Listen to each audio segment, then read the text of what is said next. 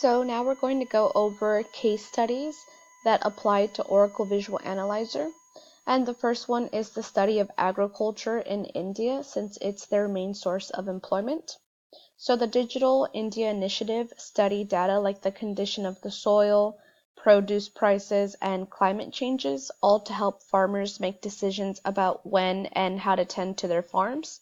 So in order to understand any data that they collect, Oracle Visual Analyzer is one of the tools used to help organize that data and give farmers a simpler way to visualize any factors that affect their farms. Another example is Oracle funding a research project for childhood cancer and seeing how data visualization can help make breakthroughs in the treatment of childhood cancer. So the project is going to focus on visualizing data by bringing together genetic information and clinical data. And the idea was that the visualization of this data will make it easier to interpret and hopefully make discoveries about cancer in children. Next, Oracle also funded another project that mixed virtual reality and augmented reality with visual analytics.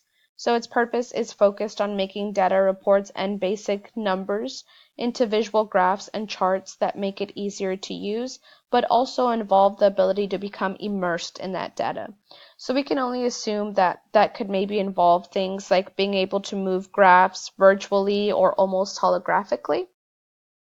And lastly, Oracle Visual Analyzer is among one of many data visualization tools being used to help the U.S. Department of Education.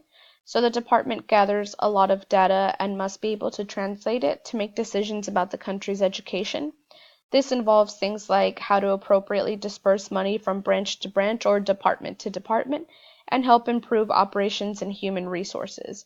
So like any other organization, the Department of Education banks on being able to visualize data to help make sense of long data reports that are just numbers or spreadsheets and ultimately make decisions based on that data.